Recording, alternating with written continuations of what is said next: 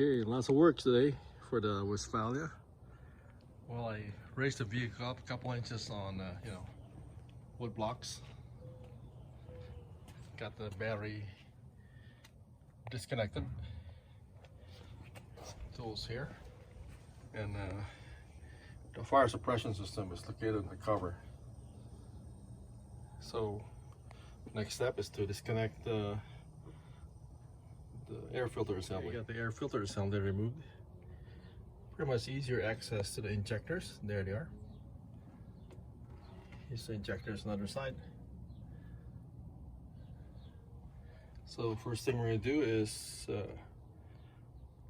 remove the fuel injectors, replace all those hoses down there with brand new German hoses. And we need to relieve pressure for the system. Relieve pressure. Our next step right now is to relieve fuel pressure. So using a 7mm socket, we're gonna open this screw to relieve pressure. Okay, got the injectors out, so it's time to replace the O-rings and the hoses. Really need some light and a pretty good pair of reading glasses to really make sure I could see properly.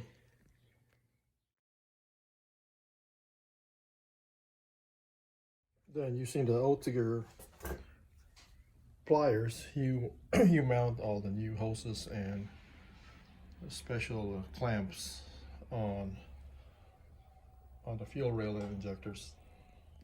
There we go. We have one side done. Left hand.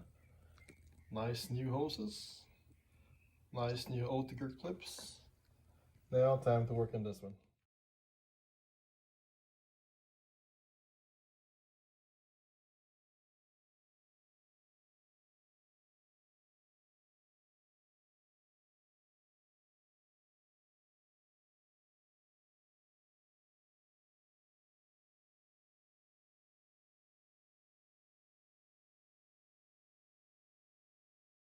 Well, looks like I got the injectors done.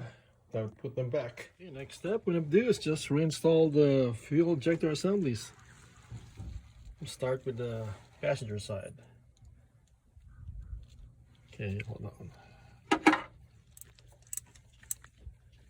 Well, I got both injectors reinstalled. I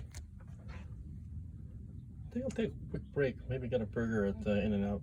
I got all the fuel lines replaced, fuel injector seals replaced, and what we're doing, we're eliminating this fire hazard that old Volkswagens are common, especially the flat fours. So anyway, so far it's pretty good.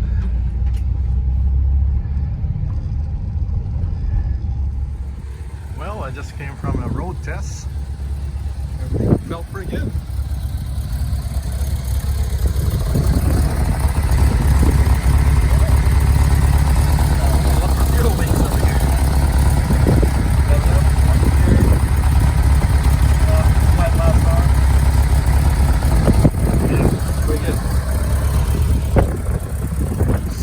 We're done.